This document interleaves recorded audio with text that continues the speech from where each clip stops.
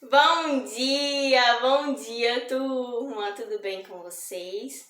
Espero que vocês estejam bem.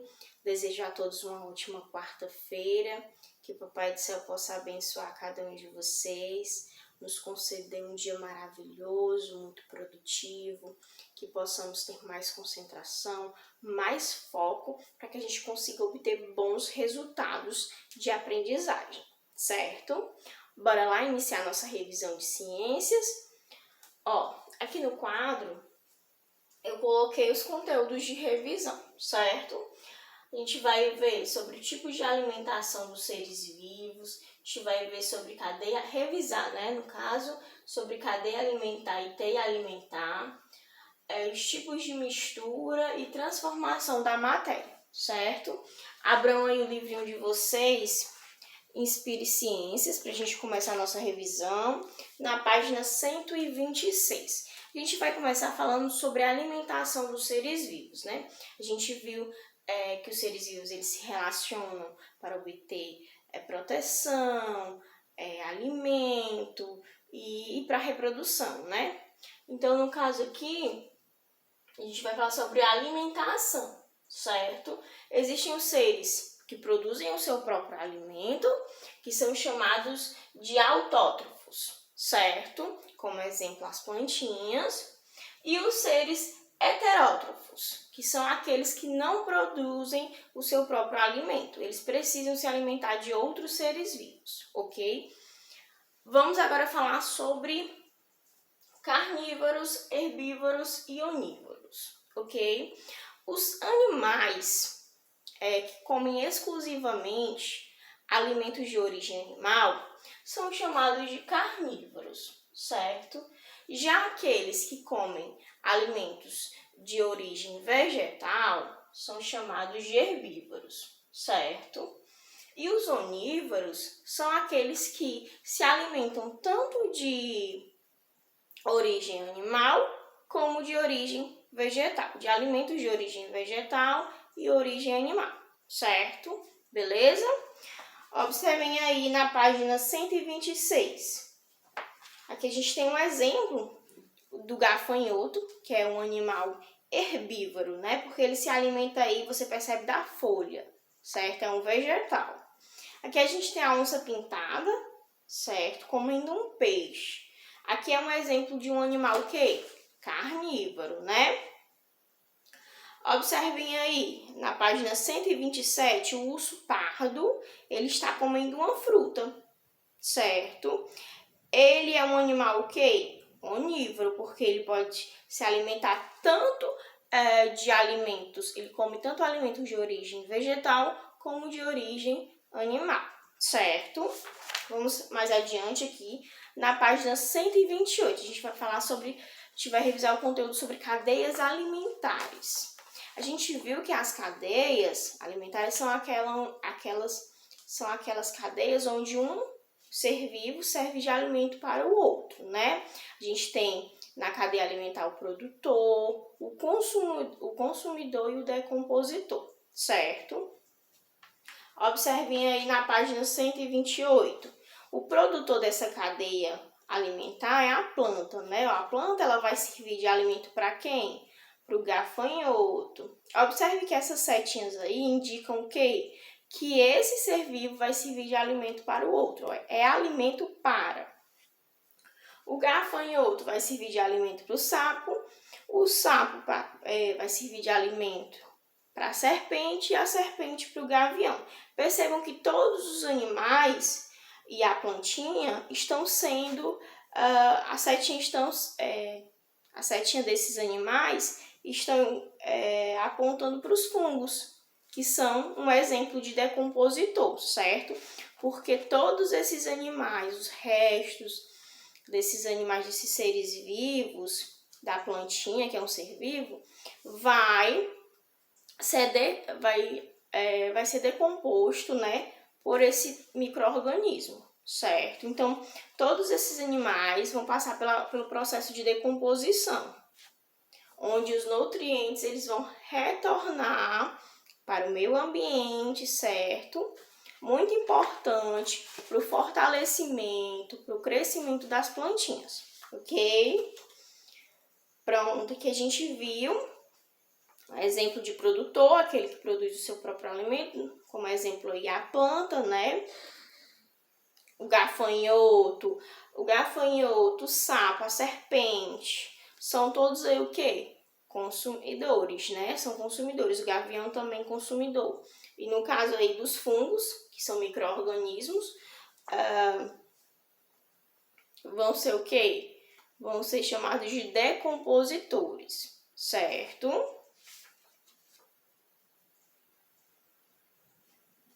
Os fungos aí são os decompositores. Vamos falar sobre teias alimentares, página 130, ok? Observem que as cadeias alimentares não são uma sequência, certo? Um bichinho não vai ser alimento exclusivamente de um só animal, ok? Então, um bichinho, um ser vivo, ele vai poder servir de alimento para mais de um ser vivo, certo? Então, aí vai formar o que? As teias alimentares. Observem aí as teias. Observei que o gafanhoto ele vai servir de alimento tanto para a aranha quanto para a perereca, né? Observei a ave. A ave vai servir de alimento para a serpente e a perereca também, e o rato. Percebam? Agora a gente vai revisar o conteúdo. Abram o livro de vocês na página 132. Exemplos de decompositores. A gente viu as bactérias, né, como exemplo, os fungos, certo?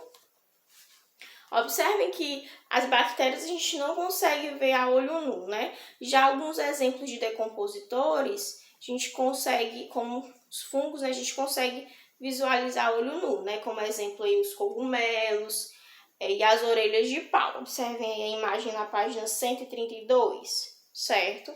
Então, assim, os decompositores, eles trazem benefícios para o meio ambiente, né?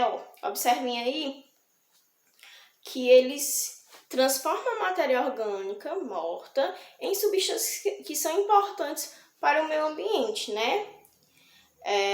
Liberando esses nutrientes para o ambiente, certo?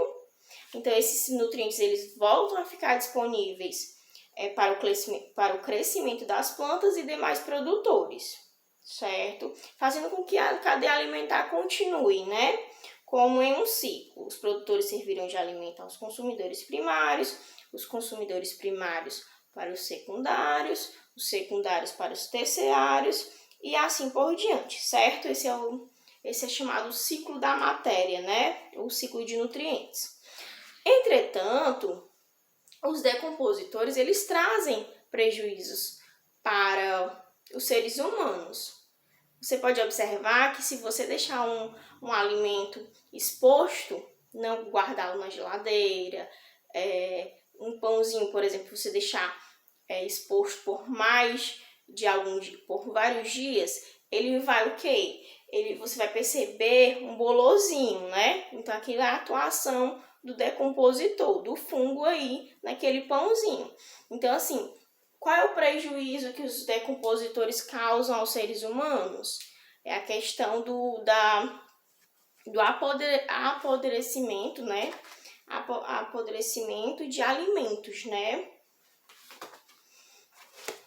Certo? Apodrecimento. Ok? Vamos agora para página 192. A gente vai falar sobre, a gente viu sobre os seres vivos e agora a gente vai falar sobre matéria, né? Quais são os tipos de mistura? Vocês lembram?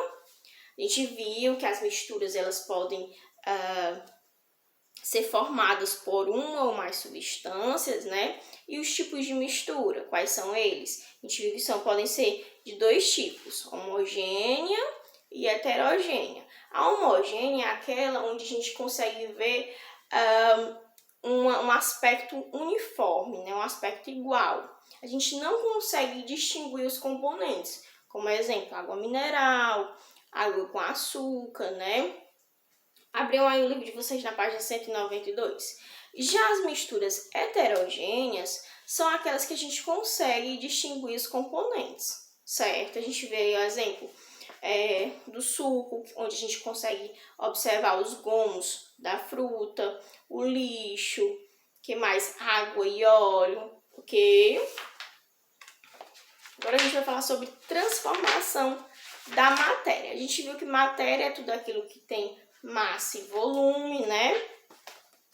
E as transformações, elas podem ser de dois tipos. As transformações químicas e transformações físicas. As físicas, meus amores, são aquelas em que a matéria ela é transformada, só que não há a formação de outras substâncias, certo? Por exemplo, você cortar um pedaço de papel, você percebe que o papel, mesmo cortado, ele continua sendo papel, né? Agora, uma transformação química, queimar aquele papel. O papel ele já deixa de ser somente aquele papel, né, queimado. Ele produz o quê? Substâncias, né? Então, quando há a formação de substâncias, é uma transformação o quê? Uma transformação química. Observem aí que a queima de um papel é um exemplo de substância química. Ferrugem também é um exemplo de transformação química, certo? Meus amores, então, quais são os conteúdos que vocês irão estudar para avaliação? As interações entre os seres vivos, páginas 126 e 127. Cadeias alimentares, 128 e 129. Teias alimentares, 130, página 130. Decompositores e ciclagem de nutrientes, página 132.